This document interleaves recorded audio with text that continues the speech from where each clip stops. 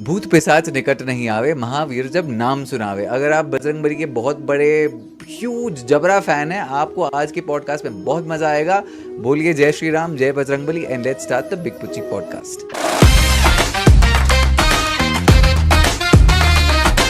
सूक्ष्म रूप धरी से ही दिखावा, विकट रूप धरी लंक जरावा। अब हनुमान चालीसा की जो इतनी सारी जो पंक्तियां हैं, लाइन हैं, चौपाइयां हैं, अगर आप हिंदू भक्त हैं, अगर आपको डर लगता है, अगर आपको कुछ भी दिल में आए, हनुमान जी की लाइनें ना एकदम से बाहर निकल जाती हैं। पर आज मैं हमारे लॉर्ड हनुमान जी के बारे में बहुत सारी चीज़ें जानना चाहता हूँ। And what a privilege and what fun कि माय ओन मामू जान is going to be telling me some stuff. So welcome to the big Pucchi podcast, Kamal Mahant AKA my sweetie मामा। एंड हनुमान जी के तो हम भक्त फैमिली में हैं ही बहुत ज़्यादा। बिल्कुल राइट। तो पहली बात तो मेरे को ये बताइए, जो हनुमान चालीसा है, इट इज़ कंसिडर्ड हमारे धर्म में बहुत ही पावरफुल मंत्र। बिल्कुल राइट। हाँ इज इट अ मंत्र? हाँ, मंत्र या इसको पावरफुल एक चालीसा कह सकते हैं, एक पावरफुल एक हनुमान जी की स्तुति कह सकते हैं। स्तुति। What is the power? जब डर लगता है बोलते कुछ संकट से हनुमान बचावे, भूत पिशाच निकट नहीं आवे। Why is it so powerful? अरे अरे अरे अरे, बहुत अच्छी बात है भाई पारस। देखिए, जहाँ तक हनुमान जी का प्रश्न है, इस संसार में बहुत कम लोग ऐसे हैं जो चिरजीवी हैं। चिरजीवी मतलब जो जन्म मरण से रहित हैं, जो जन्म और मृत्यु से रहित हैं, जो हर समय यहाँ पे हैं। जबकि ये जो हमारा प्लेनेट है, इसकी प्रोग्रामिंग ऐसी है कि यहाँ पे सदा को कोई व्यक्ति नहीं है। यहाँ ये वेद हमारा जो है वो ये कहता है कि राम गयो रावण गयो। राम और रावण जैसे व्यक्तित्व भी इस धरा वसुंधरा पे आए, लेकिन एक टाइम लिमिट के अंदर उनको भी ये धरा वसुंधरा छोड़ के जाना पड़ा। और वेद एक बहुत गहन बात कहता है कि फिर बहुकाले ये पृथ्वी चलंती। एक समय ऐसा आता है जब हमारा ये जो प्लैनेट है, जो पृथ्वी है, इसके पूरे समुद्र जो हैं उसका पानी गर्म होकर, इतनी ग्लोबल वार्मिंग हो जाती, गर्म होकर उड़ जाते हैं। और ये जो हमारा प्लैनेट है ये कॉर्क की तरह हो जाता है, जैसे बोतल में ढक्कन कॉर्क का लगता है उस तरह से हो जाता है। अब जो चीज़ कॉर्क की तरह हल्की हो जाएगी, जिसमें बहुत सारे छेद बन के हल्का बन जाएगा, तो वो चीज़ हल्की हो जाएगी। जो चीज़ हल्की होगी तो पावरफुल चीज़ उसको अपनी ओर खींचेगी। तो इस तरह जो इस हमारा जो ये गैलेक्सी है, इसके अंदर जो हमारे पास का ब्लैक होल होता है वो इस प्लेनेट को खींच लेता है। तो ये प्लेनेट भी एक समय ऐसा आता है जब इस गैलेक्सी से विदा हो जाता है। तो फिर राम रावण या हम सब की तो बात ही क्या है। तो ये जो माना जाता है कि हनुमान जी हैं, चिरजीवी। हाँ, यू कैन फाइंड हिम। ये आप मुझे कई बार बताते थे कि आपको हनुमान जी के ऐसे डेटी हैं हु इज अलाइव। जी, वेयर इज ही? हाँ, यही मैं आपको बताना चाहता हूँ कि जब इस सृष्टि पे कोई नहीं रहता है और ये पृथ्वी भी एक समय चल लेती है, फिर यहाँ कुछ एक व्यक्तित्व ऐसे हैं जो किसी विशेष कारण से इस पृथ्वी पर बने हुए हैं। और उनमें जो हनुमान जी करैक्टर हैं, जो हनुमान जी हमारे आराध्य देव हैं, वो भी चिरजीवियों में ही आते हैं। क्योंकि आपने हनुमान चालीसा में एक बड़ी अच्छी चौपाई सुनी होगी कि सीता मैया उनको वरदान देती है कि उनको ये वरदान दिया जाता है कि तुम जन्म मरण और मृत्यु से रहित हो जाओ, और जब तक इस धरा वसुंधरा पे राम नाम चलता रहेगा तब तक तुम यहाँ बने रहो। तो हनुमान जी जो हमारा करैक्टर है, उसकी सबसे बड़ी खासियत, जैसे आपने कहा कि वो भय को क्यों दूर करते हैं, डर को क्यों दूर करते हैं। अब हनुमान जी को देखने की दो चीज़ें हैं। जैसे हमारे घर में बचपन से ही हमको हनुमान जी हमारे इष्ट देव हैं, राम जी हमारे आराध्य हैं, और जनक नंदिनी जनक दुलारी हमारी माता रानी है सीता जी। तो हमें बचपन से ही हनुमान जी के प्रति प्रेम है। तो मैंने हनुमान जी के, यदि हम चरित्र को सोचना और समझना चाहते हैं, तो तुलसीदास जी कृत रामचरित्र मानस में जो है एक 7 कांड उसमें है, 7 उसके कांड हैं। उसमें एक कांड है सुंदर कांड। सुंदर कांड में पूरी की पूरी जितनी भी व्याख्या है वो हनुमान जी से ही संबंधित की गई है। लेकिन वहाँ एक बड़ा विचित्र प्रश्न मन में पैदा होता है कि हनुमान जी तो हमेशा उपद्रवी रहे हैं, उग्र स्वभाव के रहे हैं, तो उसमें सुंदर जैसा तो कुछ नहीं है। फिर भी तुलसीदास जी ने उस कांड का नाम सुंदर कांड रखा है। और उसी कांड से पहले, सुंदर कांड से पहले किष्किंधा कांड आता है। किष्किंधा कांड में क्या होता है कि जो लंका जाने की बात होती है, सीता जी की खोज के लिए जो एक दल को भेजा जाता है, जिसके परमाध्यक्ष जो है जाम्बान जी होते हैं, उनके साथ जो है नल नील और कुछ एक वानर सहित हनुमान जी सीता जी की खोज के लिए जाते हैं। अब जब वो लोग जाते हैं तो एक आगे विशाल सिंधु दिखाई देता है, बहुत बड़ा समुद्र दिखाई देता है। अब उस समुद्र को क्रॉस करने के लिए वहाँ तुलसीदास जी एक बड़ी अच्छी चौपाई लिख रहे हैं कि निज निज बल सब काहू भाषा, पार जाई कर सन से राखा। सब ने अपने अपने बल का बखान किया, लेकिन पार जाने में सब ने संशय रखा कि इतने बड़े सिंधु को हम शायद ही लांघ पाएंगे या नहीं। तो उसमें अंगद जी जो थे, बाली के पुत्र थे, बहुत बड़े बलवान थे, तो उन्होंने कहा कि मैं जाऊँ मैं पारा, लेकिन जिये संशय का जो फिर तई बारा, कि मैं किसी तरह अगर पार चला भी गया तो मुझे वापस आने में संशय में आ पाऊँगा या नहीं। सबसे बली उसमें जाम्बान जी थे, जो उसके सेनाध्यक्ष थे। उन्होंने कहा कि बूढ़ भयो न ते करता हूँ कछुक सहाय तुम्हार, कि मैं भी बूढ़ा हो गया हूँ इसलिए तुम्हारी कोई सहायता नहीं कर सकता। तो वहाँ सभी ने अपने आसपास देखा कि भाई इस हमारी ये जो मंडली है इसमें एक बहुत परम योद्धा है हनुमान रूप में, वो कहाँ है। तो देखा तो हनुमान जी अपनी मस्ती में साइड में बैठे हुए राम नाम का जाप कर रहे थे। तो जाम्बान जी उनके पास गए। जाम्बान जी उनके पास गए, उन्होंने कहा कि हे हनुमान उठो जागो, आप चुप्पी साध कर क्यों बैठे हो, आपका तो जन्म ही राम कार्य के लिए हुआ है। क्योंकि बचपन में हनुमान जी की एक खासियत थी कि कोई भी छोटा बच्चा उदंड होता है और बालक का स्वभाव हमेशा जिज्ञासु होता है, और बानर तो वैसे ही जिज्ञासा रखता है, उनका बानर स्वरूप था, कोई भी चीज़ दिख जाए तो जिज्ञासा करता है। तो जो ऋषि मुनि तपस्या करने बैठे होते थे, वो कभी कभी उनके आसन उठा के फाड़ लेना, कभी उनके कमंडल लोटे इधर उधर फेंक देना, कभी उनका प्रसाद खा लेना, जैसे बानर का स्वभाव होता है। तो वो इस तरह से करते रहते थे। तो उस समय ऋषियों ने हनुमान जी को श्राप दे दिया था कि तुझे अपने बल बुद्धि विद्या विवेक का बड़ा घमंड है, जा तू अपनी शक्तियों को ही भूल जाएगा। तो हनुमान जी अपनी शक्तियों को भूल गए थे। लेकिन जब ऋषियों ने श्राप दिया तो देव लोग बहुत चिंतित हो गए तो कि व्हाट इज दैट लाइन, बल बुद्धि विद्या देहु मोहे हरहु कलेश विकार। So what is that? हरहु क्लेश विकार, मेरे जितने भी क्लेश हैं, मेरा जितना भी स्ट्रेस है, मेरे अंदर जितनी भी नेगेटिविटी है, उन सब विकार उनको कहते हैं नेगेटिविटी को, कि उन सब का नाश करो। तो यहाँ पे हनुमान जी को फिर देव जब चिंतित हुए, उन्होंने हनुमान उन ऋषियों से प्रार्थना की कि ये हनुमान जी का जन्म राम कार्य के लिए हुआ, अगर ये अपनी शक्तियों का ध्यान नहीं रखेंगे तो ये कैसे राम कार्य कर पाएंगे। तो वहाँ देवताओं ने वरदान दिया था उन ऋषियों ने हनुमान जी को फिर, कि हमारा जो हमने बोला है तुमको अपनी शक्तियों का भान नहीं रहेगा, वो भूल गए शक्तियाँ, लेकिन याद करवाने से इनको अपनी शक्तियां याद आ जाएंगी। तो हनुमान चालीसा को अगर हम पूर्णता से पढ़ें तो अक्सर मैं देखता हूँ, जैसे मैं मंदिर में, हमारा तो अपना ही मंदिर है, आप जानते हो, बचपन से जाते हैं, हनुमान जी हमारे आराध्य देव हैं, वहाँ शिला रूप में विराजित और उनकी जागृति का अनुभव हमको अनेकों बार होता है। तो कि जैसे वो वहाँ आसपास व्हाट इज दैट मामू, व्हाट इज शिला रूप? शिलारूप मतलब एक पत्थर की मूर्ति में घड़ी हुई उनकी आकृति है, और उनकी जो ऊर्जा है वो 1000 साल पुरानी वो पत्थर की आकृति है, और उसमें 1000 साल पहले जिस तरह से हनुमान जी की सीक्रेट पूजा होती थी, उनका आह्वान किया जाता था। जैसे 12 बजे तक हनुमान जी राम जी की सेवा में रहते हैं, 12 बजे के बाद जब राम जी विश्राम पे जाते हैं तो हनुमान जी थोड़े से फ्री हो जाते हैं। तो इसलिए जो हनुमान जी की तांत्रिक पूजा है, जो विशेष पूजा है, जो उनसे अपनी बात कहने का समय है, तो वो 12 बजे के बाद का है। जैसे ही वो 12 बजते हैं तो हम कोशिश करते हैं कि हम हनुमान जी के करीब आ जाएं कि हे महाराज जी, अब आप जो है पूर्ण तरह से थोड़े विश्राम में हैं, राम जी आप पे समय है, मैं आपको ये कहना चाहता हूँ। लेकिन वो शापवश अपनी शक्तियों को भूले हुए हैं। तो पूरी हनुमान चालीसा यदि हम देखें तो उनको उनकी शक्तियों का आभास करवाया गया है, क्योंकि उनको फिर वरदान दिया था कि तुम भूल तो गए हो, लेकिन याद करवाने से तुम्हें अपनी शक्तियों को याद आ जाएगा। तो उनकी जो शक्तियां भी हैं वो बड़े भी हो सकते थे, छोटे भी हो सकते थे, जी, गरिमा लघिमा, जी जी जो भी आकार स्वरूप जी, बदल सकते थे जी बिल्कुल। जी। हनुमान जी हैड, जो बताते हैं उनके बारे में in terms of the kind of powers he had, actually बहुत सारे बाकी देवी देवताओं में वो दिखते नहीं है। तो ये जो स्पेसिफिक जो पावर्स थी हनुमान जी के बारे में, क्या क्या थी? हाँ, वो ये थी कि अष्ट सिद्धि नवनिधि के दाता, असवर दीन जानकी माता। ये जो 8 सिद्धियाँ और 9 निधियाँ कही गई, जैसे अरुणिमा, महिमा, लघिमा, इस तरह से जो 8 सिद्धियाँ हैं और 9 निधियाँ हैं, उनमें ये कलाएँ हैं। एक कला ये भी है कि आप अपने शरीर को छोटा भी बना सकते हो, अपने शरीर को बड़ा भी बना सकते हो।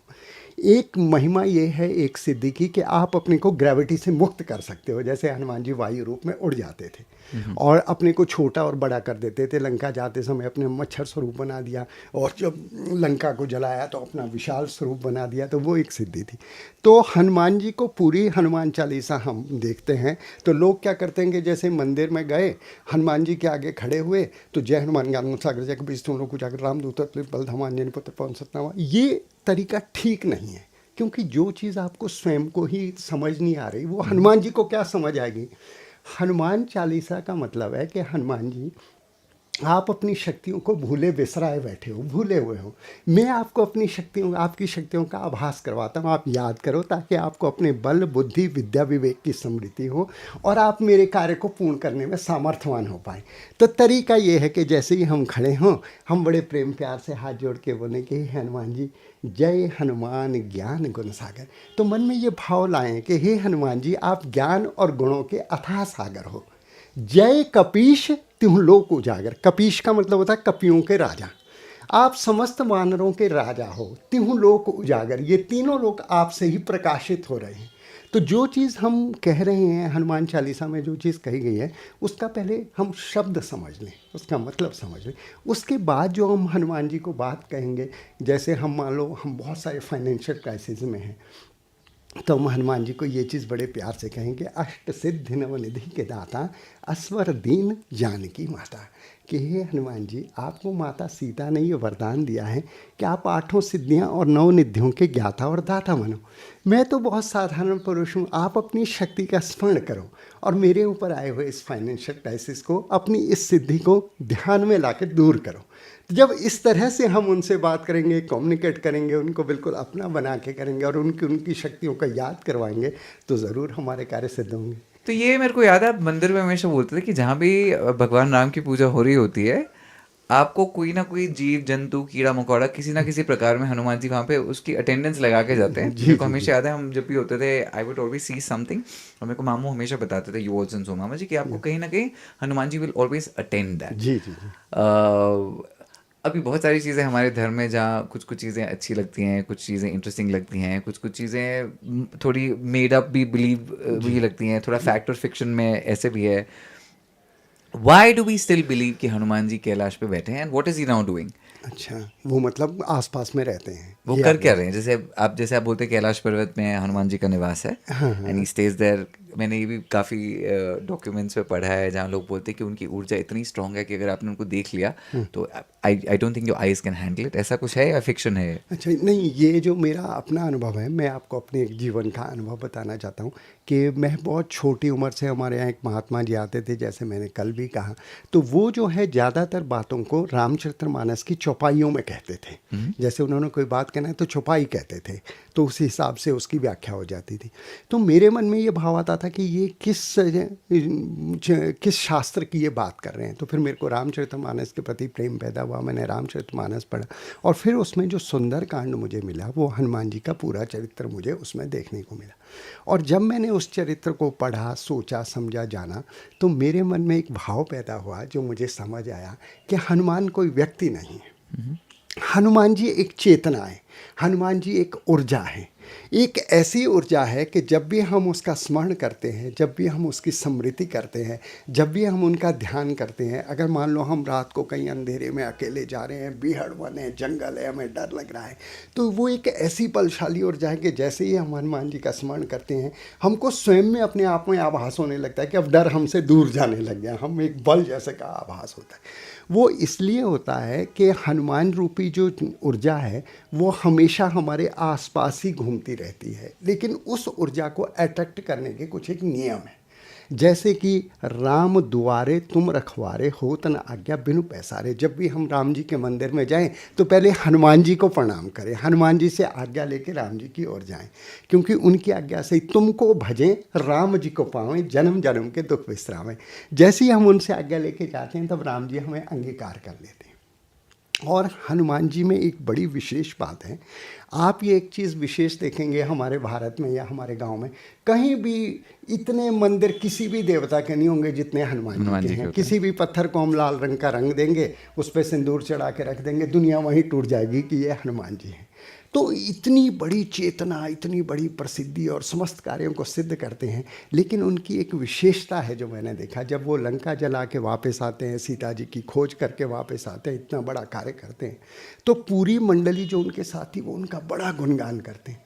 तो वहाँ हनुमान जी एक विशेष बात कहते हैं कि प्रभु, इसमें मेरा कोई भी कार्य नहीं है, ये सब आपकी कृपा से हुआ है। तो इससे हमको हनुमान जी की विनम्रता का पता चलता है कि वो इतने बड़े बड़े काम करते हैं लेकिन अपने आप को इतना छोटा और विनम्र बना के रखते हैं। तो इस समय ये आभास होता है कि आप कितने ही बड़े क्यों ना बन जाओ, कितने ही बलशाली कितना बन जाए, कितने ही बड़े आप अर्थ सिद्धता को प्राप्त क्यों ना कर जाओ, लेकिन आपके पैर हमेशा ज़मीन पर हैं। ये हमको उनके चरित्र से समझ आता है। और दूसरा उनके चरित्र से हमको एक चीज़ और समझ आती है कि हनुमान जी एक ऐसा स्वरूप है कि जो हमेशा जो है किसी भी रूप में किसी भी तरह में सहायता के लिए तत्पर रहता है।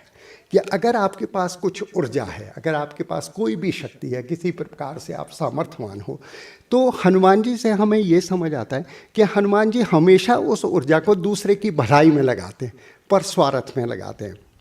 लक्ष्मण जी को प्राणघातनी शक्ति लगती है, मेघनाथ चलाता है तो हनुमान जी द्रोणागिरी पर्वत को सुखेण बैठ के सर उठा के ले आते हैं और संजीवनी बूटी से उनको जीवित कर देते हैं। सीता जी बेचारी व्याकुल होती हैं, राम जी की अंगूठी लेके समुद्र लांग के पहुंच जाते हैं, उनके शोक का नाश करते हैं।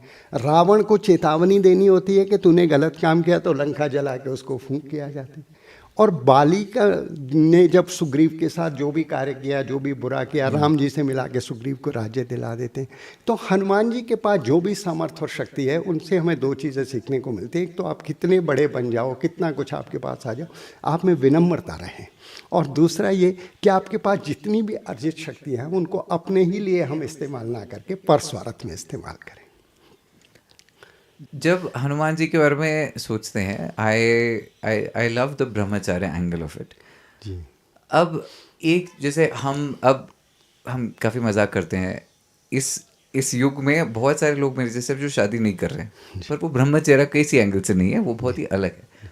बट जो कनेक्शन है लॉर्ड हनुमान का विद बीइंग अ ब्रह्मचारी, हमारे धर्म में ऐसा मानते हैं कि घर से आपका डिस्ट्रैक्शन होता है, परमात्मा से दूर जाते हैं। What was the reason for brahmacharya? हाँ, ये आपका बहुत अच्छा प्रश्न है। ये मैं अपना आपको पर्सनल एक्सपीरियंस बताना चाहता हूँ कि मैं बहुत छोटी उम्र से, हमारे घर का वातावरण ही ऐसा है, आप भी जानते हैं, तो हम परमात्मा के ही ध्यान में रहे, भगवान की ही सेवा में रहे और भक्ति पथ पे ही हम आगे बढ़ते रहे। लेकिन धीरे धीरे जब हम अपने जवान अवस्था में आए तो क्या होता है कि आपका जो फीमेल्स हैं या जो गर्ल्स हैं, जैसे जैसे आप यंग होते हैं आपका अट्रैक्शन बढ़ता जाता है, आपको भाव हृदय में पैदा होता है, आपके अंदर एक अलग तरह की चेतना और भावना उदय होती है, एक लव एंगल आपके अंदर शुरू होता है। तो इस तरह बहुत सारे संपर्क सूत्र हमारे जीवन में भी बने, लेकिन वो एक नेचुरल चीज़ है।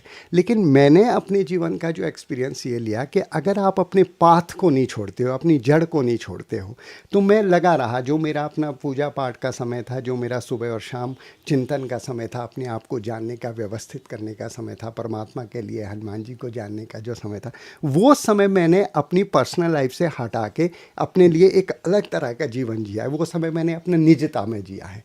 तो उससे मेरे को ये फ़ायदा हुआ कि जब मेरा विवाह हुआ तो मैंने अपने मित्रों को, बहुत सारे लोगों को देखा जो मेरे संपर्क में आए, जैसे ही उनका विवाह हुआ उनकी लाइफ में पूरा चेंज आ गया, उनका पूरा का पूरा जीवन बदल गया। वो अपनी जो उनका लाइफस्टाइल था वो पूरा चेंज करके उन्होंने अपने पूरे जीवन को वहीं केंद्रित कर दिया। चाहे आप उसको अपनी पत्नी के लिए समर्पण कहो, चाहे उसको सेक्सुअल सेटिस्फेक्शन कहो, चाहे उसको लव कहो, या चाहे उसको किसी भी तरह का सेटिस्फेक्शन कहो, उन्होंने अपना वहाँ डाल दिया। लेकिन जो मेरा अपना अनुभव ये रहा कि जैसे ही मेरा विवाह हुआ, दूसरे सेकंड डे ही अर्ली मॉर्निंग से जो मेरा प्रातःकालीन का जो प्रोग्राम था वो मैंने नहीं छोड़ा सेकंड डे से ही।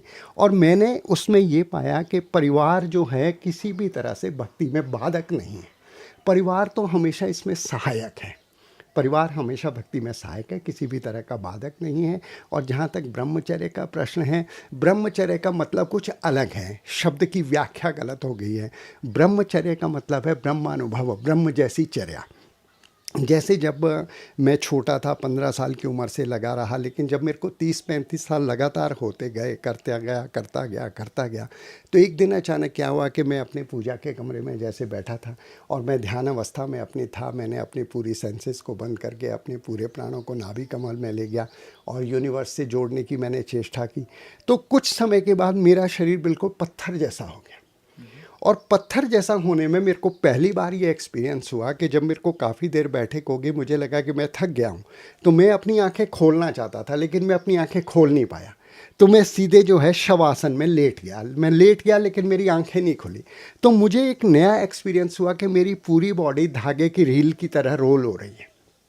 तो मेरे को अंदर ये जिज्ञासा हो रही थी कि यार मैं तो स्वीटी हूँ और मेरा शरीर तो 6 फीट का लंबा चौड़ा है, स्थूल है, लेकिन ये इतना फ्लेक्सिबल कैसे हो गया, ये धागे जैसा कैसे हो गया। तो मैं अपनी आंखें खोल के देखना चाहता था लेकिन मेरी आंखें नहीं खुल पा रही थी।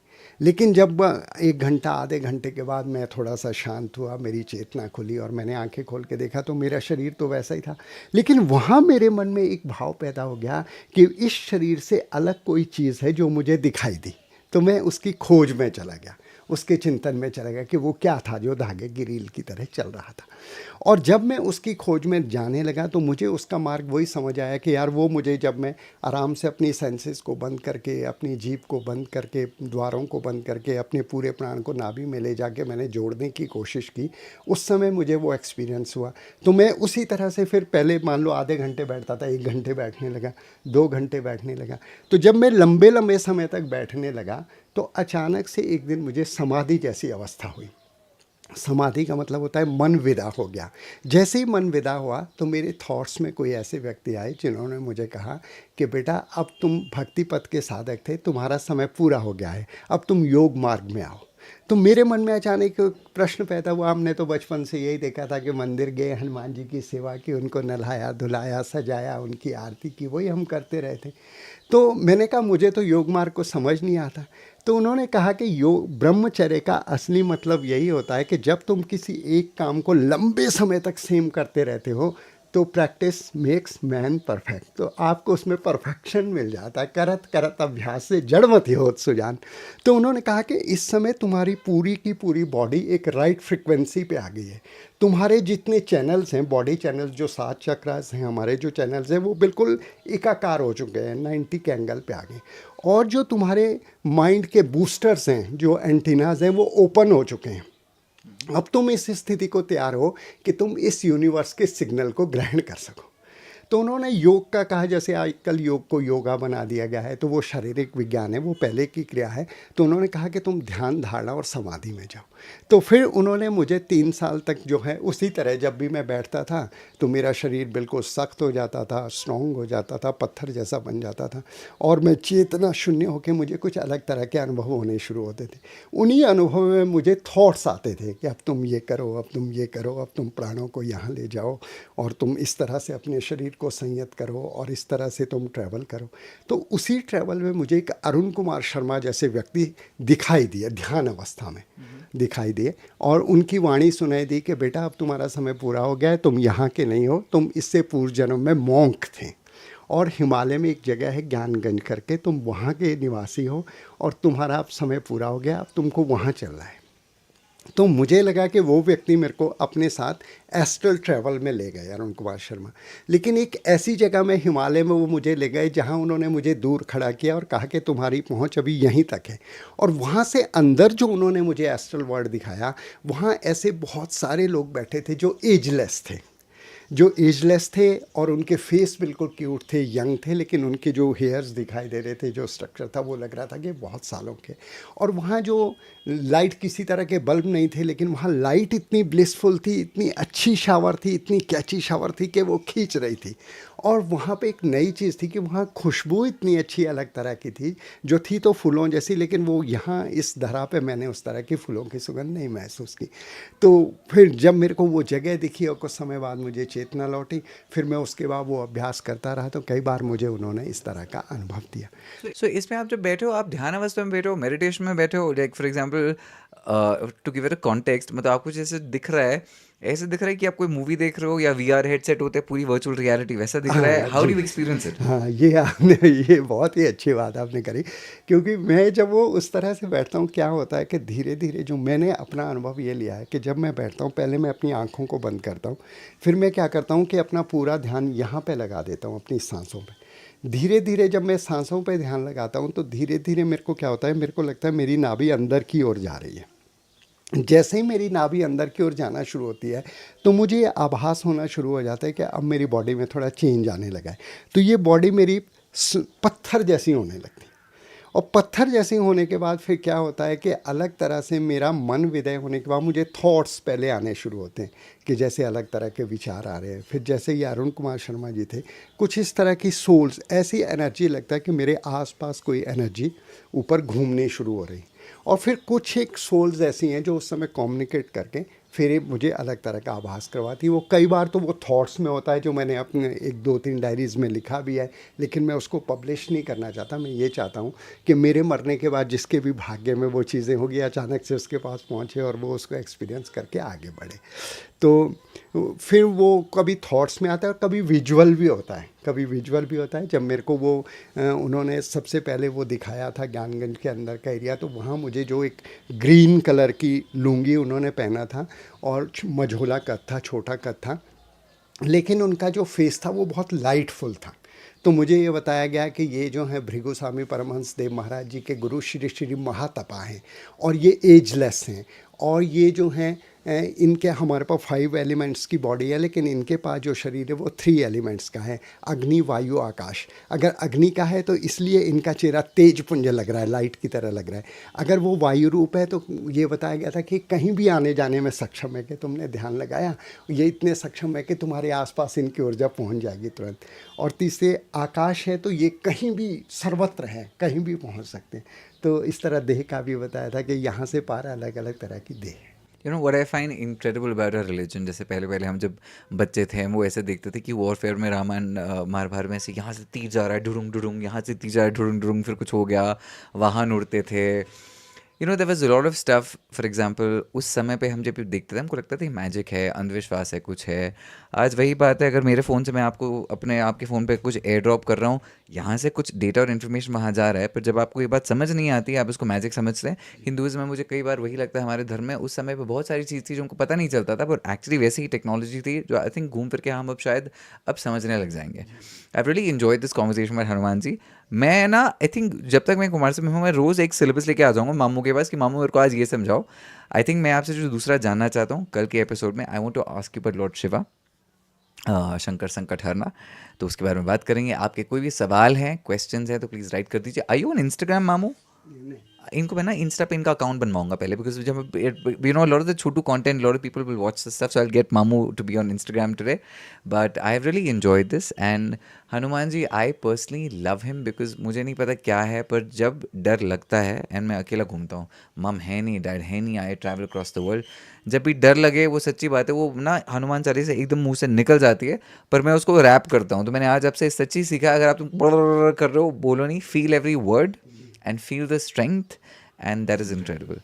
बोल दो मामू, बिग पुच्ची। नहीं, यहाँ मैं एक चीज़ 2 मिनट की हाँ, एक चीज़ इसलिए बिग पुच्ची रुक जाओ, one more, हाँ। 2 मिनट की मैं एक चीज़ यहाँ कहना चाहता हूँ कि हनुमान जी के चरित्र से जिस तरह से हमने देखा है कि एक तो उनकी सबसे बड़ी चीज़ ये थी कि वो कोई भी चीज़ पे पहले प्लान करके चलते थे। हनुमान जी को कोई भी काम हमको सौंपा जाए तो हम हर काम में सक्सेस नहीं लेते हैं, कोई ना कोई काम फेल हो जाता है, लेकिन हनुमान जी को जो भी काम सौंपा जाता था वो सक्सेस लेके आते थे। वो इसलिए आते थे कि वो पहले काम को बहुत अच्छे से प्लान करते थे और उनकी प्लानिंग इतनी अच्छी होती थी कि सक्सेस मिलता था। तो यहाँ मैं एक चीज़ कहना चाहता हूँ पारस, मैंने आपको बहुत छोटेपन से देखा है, मुझे आज भी वो चीज़ याद आती है कि आप बहुत छोटी उम्र में थे, 15 साल की उम्र में थे, और 15 साल की उम्र में सबसे पहले आपने दुबई से अपना रेडियो लॉन्च किया था, मुझे याद है।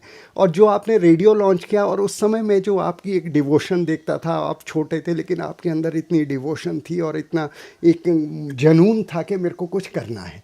और उसके बाद मैंने सेकंड स्टेप आपका देखा कि फिर उसके बाद आपने कुछ टीवी, आप बॉम्बे आ गए, आपने टीवी शोज करने शुरू किए और टीवी शोज में भी आपने अपनी पूरी जान डाली, अच्छे चले। फिर आपने कुछ ट्रैवल शो किए और आज आप जो है फिर उसके बाद इस स्थिति में आज आप एक बहुत अच्छे एक बिजनेसमैन बन गए हो और आपने पिछले साल एक बहुत बड़ा टर्नओवर निकाला है 300 करोड़ का, और आपका एक भाव है कि मैं अपनी कंपनी को 1000 करोड़ तक के लेके जाऊं।